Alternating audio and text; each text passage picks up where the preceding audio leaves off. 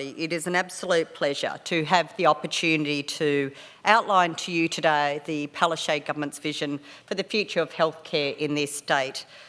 In doing so, can I first start by acknowledging Clint O'Brien, our host for today, and Associate Director of Programming with CEDA. Can I acknowledge also Catherine Sinclair. Can I acknowledge Beck Norton, who is here to give me the rounds of the table, tough questioning later on. It's a pleasure and thank you for your support with PwC for this event today. Can I acknowledge all of the CEDA staff and members who are joining us here? Also, Sean Drummond, Director General of Queensland Health, Janine Walker, Board Chair, Metro South Hospital and Health Service, Sue Shine Flog, Deputy Chair, Westmoreton Hospital and Health Service, Dr Robin Littlewood, CEO of Health and Wellbeing Queensland, Professor Fabian McKay, CEO of QIMR Berghofer Medical Research Institute, to all of the Queensland Health staff in attendance here today, to health service providers, members of the business community, academic and education institutions, welcome. Before I do my acknowledgement to country, can I also take a moment to acknowledge the passing of two frontline health and emergency services staff this week. An absolutely tragic event. The loss of a nurse from Maryborough Hospital and one of our firefighters from Brisbane is tragic. And I do want to pass on our condolences to the family and friends of those individuals and of course their work colleagues who would be deeply feeling their passing. It is a privilege to acknowledge the cultural and traditional custodians of this country, the Turrbal and Yagara people, whose lands we are meeting on today, whose languages, songs, dances, law and dreaming have survived thousands of years. I pay my respects to the elders who have passed, who are still with us, and those of tomorrow. I want to affirm my support for the Palaszczuk Government's path to treaty and pledge my full support for the voice to Parliament. As Health Minister, I feel a particular sense of obligation and imperative in relation to voice and treaty. We cannot look at the gap in health outcomes that persist between First Nations Australians and the rest of our population and think that business as usual will work. We can do better, we must do better. But doing better is not simple, not for our First Nations people, not for Queenslanders at large. A perfect storm is brewing. Queensland's population is growing. And why wouldn't it be? We are on the precipice of a golden age. We led the nation in our COVID-19 response and our economy is going gangbusters. Unemployment is 3.8%, well below the 5.6% recorded pre-COVID.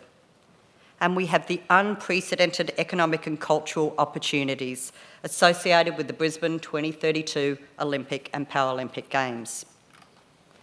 However, our population is also getting older and their needs are more complex. In fact, by 2036, we will have a 50% increase in Queenslanders over the age of 65 and a 103% increase of over 85s. The aged and disability sectors are buckling. We have the lowest number of privately insured Queenslanders in a decade, and even when they are insured, many are still ending up on our hospital doorstep. And when we need it most, our primary care system is failing. Any one of these challenges alone would be significant. So just for fun, let's throw in a 1 in 100 year global pandemic. So what are we doing about it? As Health Minister, I want all Queenslanders to live long, healthy lives. That means empowering people to manage wellness as opposed to having hospitals treating illness. But to do this, you need a plan. The Palaszczuk Government's Queensland Hospital and Health Plan is delivering real action now. We are building the infrastructure for tomorrow, growing the workforce we need to deliver the healthcare that Queenslanders deserve, and reforming our universal public health system for a sustainable long-term future. On the first point, the Palaszczuk Government is delivering in spades. Our $9.785 billion capital investment is delivering the largest hospital and bed expansion this state has ever seen. 2,509 new beds, 11 hospital expansions, 3 new hospitals, 7 satellite hospitals and a new cancer centre, and more than $1 billion in rural and remote facilities. When it comes to our health workforce, the Palaszczuk government has a very proud record. We've employed an additional 17,000 frontline health workers since coming to government, with thousands more on the way. But we know that competition for health workers is at an all-time high. In order to attract and retain the best and brightest health workers, we need to deliver nation-leading wages and conditions, and we are doing just that.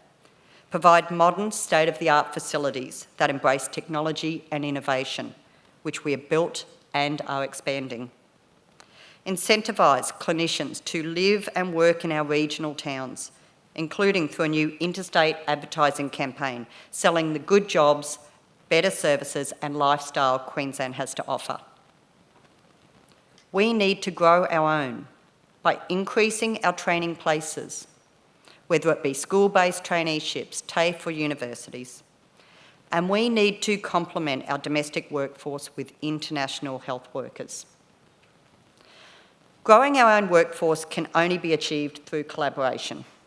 We are significantly expanding our school-based traineeships in partnership with our schools and our HHSs. We have aligned all of our universities with our hospital and health services to lobby the federal government for the largest expansion of Commonwealth-supported places for medical students and ensure that our HHSs stand ready to welcome them. This builds on the expansion of the medical schools in our regions through James Cook University and Central Queensland University, which allows for people to live, train and work in the regions that they grew up in. But growing our own workforce is not enough. We also need to attract international health workers. And we welcome the independent review of overseas health practitioner regulatory settings interim report led by Ms Robin Crook AO. This report, released by National Cabinet last week, recommends measures to immediately boost the health workforce and ensure Australia is a competitive destination for the global health work into the future, while maintaining high standards and quality and safety. The fact is, if we do not streamline our recruitment, our accreditation and our immigration processes, we will fail to compete internationally. We cannot afford business as usual any longer if we want to continue to be a global leader.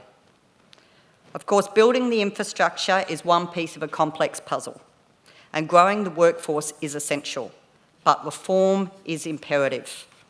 Reform is the precondition to a sustainable, universally accessible health system for decades to come. So what is reform? It is ensuring that our primary care system does what it was designed to do. Be the first place people turn to manage their health needs.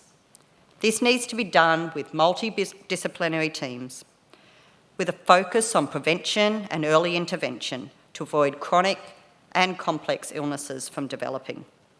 A functional primary care system means people can stay at home healthier and longer. We know that the majority of conditions treated in our public hospitals are preventable. Early intervention is the key. That is why when getting an appointment with a GP is neither accessible nor affordable, inaction is no longer an option. I'm heartened by the recent announcements from the National Cabinet that indicate that this new federal government is keen to lead a national conversation on primary healthcare reform. A range of tangible, strengthening Medicare measures that will make healthcare more accessible and affordable have been agreed to by First Ministers, commencing with a $2.2 billion package of measures, which we welcome. Aged care and disability care are also areas that need reform, and we look forward to hearing from the Commonwealth on their future plans. Primary, aged and disability care are all domains of Commonwealth responsibility, and if appropriately addressed, can fundamentally shift the demands from our public hospitals back into the community where the health care is best delivered. However, we do not shirk from our responsibilities. That is why when we talk about reform, we need to talk about the flow of patients from community to ambulance to our EDs to inpatient beds and discharge back into the community. I want to be clear. Focusing on just one of these components of the patient journey will not resolve or address the significant headwinds we are facing across the health system. That's why our reform agenda spans across the entire continuum of care. Friends, the vastness of the challenges before us is only exceeded by the opportunities. Our Queensland Health and Hospitals Plan is the bedrock for reform. We need to build on this. Our reform agenda cannot only respond to the immediate demand pressures confronting the health system. Reform needs to have an eye not just on next year, but the next decade.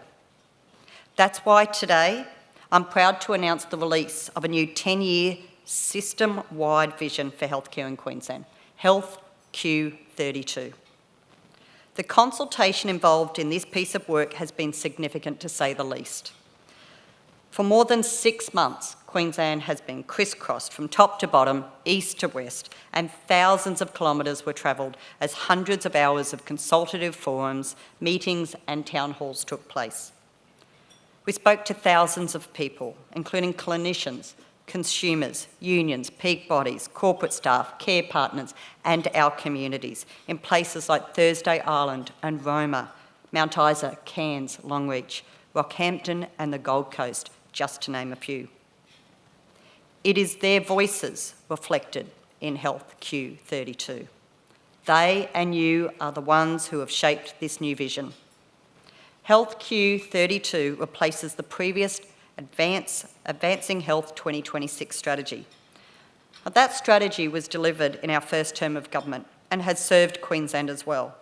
But when you have an event as seismic as a global pandemic, you have to pause to reassess. Health Q32 is much more than a reassessment of healthcare. It aims to reinvent and reimagine what modern healthcare looks like. Health Q32 has 3 key topic areas. Firstly, optimising the delivery of safe, appropriate and timely hospital care. Secondly, strengthening access to care in the community and closer to home. And finally, improving the health and wellbeing of Queenslanders to minimise their interface with the acute healthcare system. Beyond these 3 focus areas, Health Q32 has one core tenet. That is the catch cry of shifting from illness to wellness. We want to ensure people can have access to care and services they need to keep themselves well, rather than waiting and entering the acute system in ill health. The core vision of Health Q32 will be enabled by 7 system strategies that will drive delivery. These strategies of reform, workforce, First Nations, health services, public policy, research, and consumer safety and quality will enact the vision of keeping Queenslanders healthier for longer so that they can reap the benefits of the good jobs, better services and great lifestyle that Queensland has to offer. Strategies mean nothing without actions. And as Health Minister, it is action that I want to drive. Let's find out what works and scale it. Identify what doesn't and change it. Now, I'm not naive. Queensland Health is a big system. Change isn't always easy, but I know it can be done. It's what we did during the pandemic. We protected our vulnerable. We grew our economy. We avoided the worst. We didn't dig mass graves. We didn't set up mobile hospitals. We didn't have to change our environmental laws so that we could cremate people 24/7 as they did in California. We saved lives. And now we are a nation leader in developing timely, quality and efficient care. But we aren't resting on our laurels. We are delivering real reform with patient care, outcomes and wellbeing as our North Star. And here's how. Last financial year, there were more than 38,000 ambulance transfers to our EDs from aged care facilities. 38,000 transfers from aged care to EDs. And right now, there are more than 700 long-stay patients in our hospitals, the equivalent of the QE2 hospital 3 times over. To deal with these pressures, our staff innovated. In Metro South, our staff set up Care Pact. Its goal is simple. Wherever possible, keep aged care residents out of hospital. They provide multidisciplinary telehealth and in-reach health services to allow older Queenslanders to receive care in the community. Such is the success of this model, it's now being replicated across almost all hospital and health services. Collectively, these services have prevented thousands of hospital admissions this financial year alone. Our long-stay rapid response program started as a pilot, but now is embedded as standard care with more than 16,000 bed days saved. Another example is the Metro North Virtual ED, an innovation driven by clinicians, set up in the early days of COVID to provide urgent care remotely. It was untested and unproven, but it worked, and so it grew. Now it has serviced more than 13,000 people across the state, taking referrals from GPs, ambulance officers and calls from the community. More than 70% of those who seek assistance from the virtual ED do not have to go to a physical ED. Finding good ideas and running them is not a foreign concept for our clinicians. The QAS Clinical Hub diverts people who call 000 away from our EDs by providing specialised multidisciplinary support to patients. This was another innovation that can be traced back its creation back to the COVID-19 pandemic. An additional investment in the hub was made through the Queensland Health and Hospitals Plan, extending the hours of operation and expanding the number of staff involved from the start of this year. Of the patients that the clinical hub interacts with, more than 30% do not require an ambulance. Our mental health co-responder model is also providing specialised support to people experiencing a mental health crisis. Often people experiencing a mental health crisis require ambulance transport to our EDs simply because they have nowhere else to go. The mental health co-responder model began as a trial. It pairs a senior mental health clinician with a QAS staff to deliver timely treatment to patients in the community. After it was established and identified that the initiative was working, the Palaszczuk government ensured that the program was scaled up. Now the co-responder model is operating across the majority of hospital and health services. And again, it is delivering a 70% diversion away from our EDs. This is critically important given that we have seen a 60% increase in ambulance call-outs for mental health episodes over the last 5 years. And this is not surprising given 20% of Australian adults experience mental health issues in any given year, 1 in 5 adults. And that's not taking into account the significant increase in mental health episodes with our young people. This is why the Palaszczuk government is investing $1.645 billion in improving mental health, alcohol and other drug services, and for a range of initiatives to support suicide prevention and deliver additional beds, the most significant investment in Queensland's history. And earlier this year, CQ University released an evaluation report that demonstrated the overwhelming success of the Palaszczuk government's investment in 400 nurse navigators. Nurse navigators manage the care of patients with complex chronic conditions. The research found that navigators reduced hospital presentations, admissions and readmissions, reduced hospital length of stay, created millions of dollars of savings, improved patients' sense of well-being, as well as improving patients' trust in the health system. The obligation to get out of the way of what works is particularly pronounced when it comes to the well-being of our First Nations Queenslanders. It isn't just about giving control to our staff. It's about giving control back to our communities, because that's what works. That is why Queensland led the nation in entrenching in legislation the recognition of First Nations people in our health system.